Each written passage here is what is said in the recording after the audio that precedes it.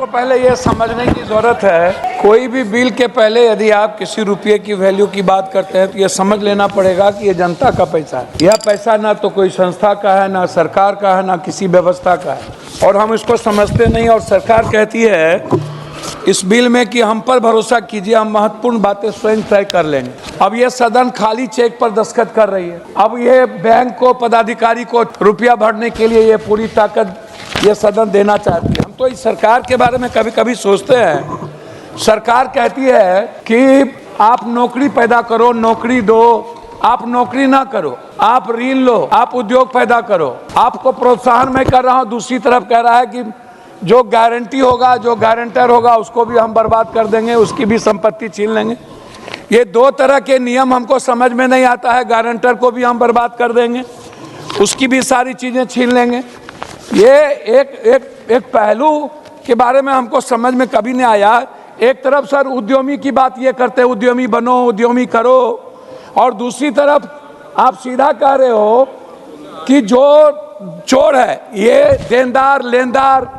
भैया, हम अभी युद्ध हो रहा है, रास्ते में हमको समुद्र में मेरा जहाज फंस गया और हम दिवालियापन में हो गए, तब भी हम चोर हो गए। तब आप उस प्रोसेस को, थॉट को नहीं देखोगे कि हम किस कारण से हमारा दिवालियापन हुआ।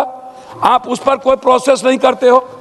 दूसरी तरफ हमको एक बात बहुत आश्चर्य हुआ है कि अध्यक्ष महोदय यह बिल क्या कहती है। यह कहती है मोदी जी जैसे विश्व गुरु हैं, हम मोदी जी पर भरोसा करना चाहिए, लेकिन क्या मोदी जी हमारी पॉलिसी यूके और यूएस में भी लागू होगी?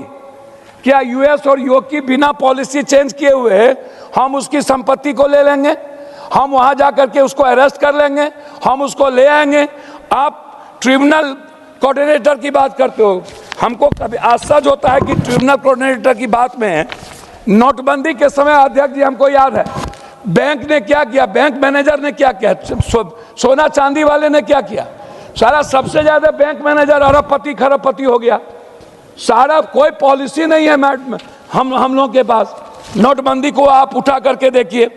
दूसरी तरफ एमएसएमई, ऐसी इस तरह की स्थिति होगी। कोरोना के समय में क्या हुआ, छोटे छोटे सारे उद्योग बंद हो गए और 2-4 व्यक्ति दुनिया का सबसे बड़ा अरबपति खरबपति हो गया। कई नेता अरबपति खरबपति हो गए, हम सप्लायर बर्बाद हो गए। तो अध्यक्ष जी, जिस बिल के बारे में आप कहते हो कोर्ट न्याय करेगा, कोर्ट कब न्याय किया? जब यूजीसी और एसटी ऐसे कानून की बात आई तो 72 घंटे में न्याय हो गया। एसआईआर की बात आई और किसान की बात आई तो न्याय ही नहीं हुआ। कहां से कोर्ट न्याय कर देगी? क्या छोटे जिसके पास पैसे नहीं है कोर्ट न्याय कर देगी? 400-300 दिनों के अंदर, 14 दिनों के अंदर। आप दूसरी तरफ, मेरा आपसे रिक्वेस्ट ये है कि आप हमको एक बात बताइए, जनधन योजना का क्या हुआ? 50,000 रुपया कितने बेरोजगार को मिल गया? जनधन योजना पर फिर दोबारा चर्चा हुई क्या? नोटबंदी पर दोबारा चर्चा हुई क्या? आप एमएसएमई, छोटे उद्योग के बारे में आप कोई चर्चा नहीं करते हैं। निजी बैंकों को आजादी देने की बात करते हैं। सहकारिता का क्या हुआ भाई? जो किसान के लिए सबसे ज्यादा बेनिफिशियरी था, सहकारिता पर तो आप चर्चा ही नहीं करते हैं। सरकारी बैंक पर तो आप चर्चा ही नहीं करते हैं। सहारा इंडिया का जो निवेशक है वो दलित है, गरीब है, ईबीसी है, रेहड़ी है, पटरी वाले हैं, और सारा सहारा इंडिया वाला क्या किया? सहारा इंडिया का अब पूंजी, अब पूरा का पूरा एक बड़ा उद्योगपति ले लिया, सरकार उद्योगपति ले लिया, उसका कोई मतलब नहीं। आप दीदी लोन जो जीविका दीदी है, आप जो बेटियों का है, महिलाओं के ऋण पर है, इस पर चर्चा नहीं करते हैं। आप सिर्फ बड़े बड़े मुनाफाखोरों की चर्चा करते हैं। इसीलिए मेरा आपसे आग्रह है लास्ट में कि महोदय, आपसे मेरा ये आग्रह है कि ये जो संसदीय जांच है, पार्लियामेंट्री एटीट्यूड, मेरा मजदूरों को बकाया पहली प्राथमिकता आप इसमें कहीं नहीं बना है। न्यूनतम गारंटी भुगतान पर आपने कुछ भी नहीं दिया है। ग्लोबल है लेकिन कानून लोकल है। आप सरकार की चुप्पी, अनक्रिचल मॉडल लॉ लागू किया जाए। मैं लास्ट कर रहा हूं, इंडिपेंडेंट वैल्यूएशन की बात आप करते हैं। आप हमको बताइए, आईबीसी से देश की अर्थव्यवस्था पर कौन सी मजबूती होगी?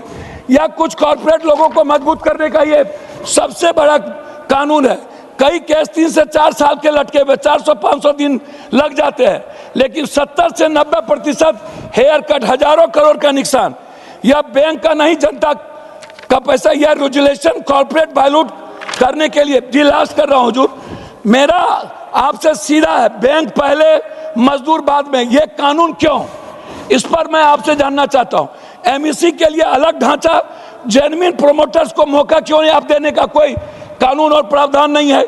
पूरा का पूरा आपने इजी ऑफ डूइंग बिजनेस नहीं, इजी ऑफ ग्रैबिंग बिजनेस की बात आप करते हैं। इसीलिए सरकार इस विधेयक को स्टैंडिंग कमेटी में भेजा जाए व्यापक सुधार के लिए। इसको खाली चेक ना बनाया जाए और व्यापारी और उद्योगपतियों के लिए, बड़े मुनाफाखोरों के लिए इस कानून को प्रोटेक्ट ना किया जाए और बैंक को आज़ादी ना दिया जाए। ये मेरा आपसे आग्रह है। बहुत बहुत धन्यवाद।